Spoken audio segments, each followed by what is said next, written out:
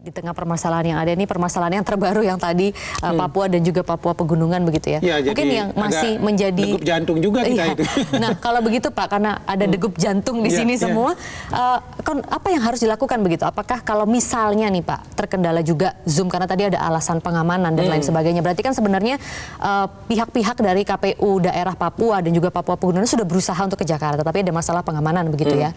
Nah, kalau konsekuensinya kalau secara online pun juga terkendala, itu bagaimana? Harus ada produk hukumnya tidak? Misalnya Perpu atau apa begitu untuk mengatasi hal ini? Tidak perlu sampai sejauh itu. Tapi sebelum masuk ke sana, sebetulnya saya sejak awal di hampir 1 bulan yang lalu, beberapa kali di sini termasuk di forum rekapitulasi nasional, saya sudah sampaikan bahwa ini kan persoalan klasik. Ada namanya klaster Papua, ada namanya klaster Selatan. Bahasa saya Selatan itu yang sering bermasalah itu Sumatera Selatan, bagian selatan itu apa namanya, kepulauan apa itu? Bangka Belitung. Enggak, yang kepulauan terpisah itu. Di yang termasuk Sumatera Selatan, Mentawai atau apa begitu. Kemudian ada di Halmahera Selatan yang biasanya klasik begitu ya. Dari pemilu ke pemilu bermasalah. Iya. Papua ini juga sering dari bermasalah. Pemilu ke pemilu. Ini pasti selalu terakhir ini. Maksud saya karena kita sudah seperti dibilang Bung Pangi tadi, masalahnya sudah tahu, maka sebetulnya antisipasi kita lebih awal sudah bisa dilakukan.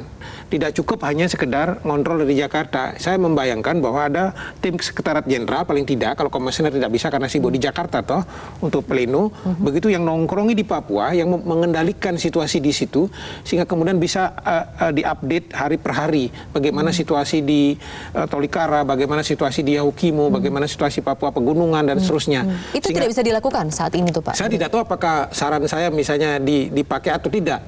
Artinya ada orang Jakarta yang misalnya ngendon di situ 1 bulan untuk mengontrol situasi itu. Sehingga situasi pos mayor seperti sekarang tidak terjadi. Saya sebetulnya heran, kenapa sampai pada sehari menjelang pemungutan suara ini pun teman-teman 2 provinsi ini belum bisa terbang ke Jakarta. Beda dengan 5 tahun lalu. Kita masih ingat, kita kan menetapkan 1 hari lebih awal. Dan dia sudah terbang ke Jakarta waktu itu 1 hari sebelumnya, sehingga tengah malam kita bisa main.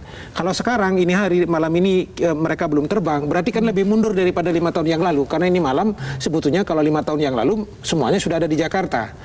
Nah, kalau baru besok mereka ke Jakarta, siapa yang memberikan jaminan ketika tidak ada pesawat? Pesawat biasanya dari Papua kan pagi-pagi benar itu, subuh-subuh kemudian nyampenya siang. Ada yang penerbangan tengah malam juga siang. Tapi kalau hari ini mereka sedang berproses, sedang pleno, pertanyaan saya, siapa yang memberikan jaminan bahwa tengah malam ini mereka selesai, lalu besok mereka bisa terbang? Atau jangan-jangan besok masih berproses mereka? Selesai ini selesai apanya Pak? Kan tadi kalau dikatakan pleno provinsi. Oke, tapi kan tadi dikatakan hanya belum bisa ke Jakarta karena ada masalah pengamanan.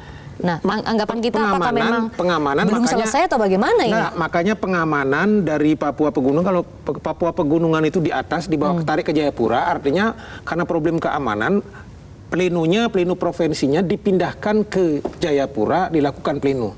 Makanya saya kira ini mungkin teman-teman Metro di studio itu bisa mengupdate informasi ini langsung dari Komisioner KPU, bagaimana situasi sebetulnya di Papua, sehingga publik rakyat Indonesia tahu situasi perkembangan untuk rekapitulasi nasional ini. Asumsi saya, mereka ditarik ke Jayapura untuk melanjutkan pleno provinsi yang belum selesai. Mudah-mudahan, kita berpikir baik ini, mudah-mudahan ini malam selesai, lalu besok pagi-pagi sekali mereka sudah bisa terbang ke Jakarta. Tapi kalau itu tidak bisa dilakukan, besok tidak bisa terbang ke Jakarta, mereka masih berproses pagi, maka solusinya cuma satu, dilakukan pleno untuk 2 provinsi ini secara online. Mereka memaparkan di Jayapura, kita di sini mendengarkan bersama-sama dari Imam Bonjol. Hanya itu yang bisa dilakukan. Namun pengumuman rekapitulasi serentak itu keabsahannya bagaimana kalau ada 2 provinsi yang tidak hadir? Tidak masalah. Kalau soal metode plenonya kan tidak masalah. Yang diatur adalah cuma pleno terbuka.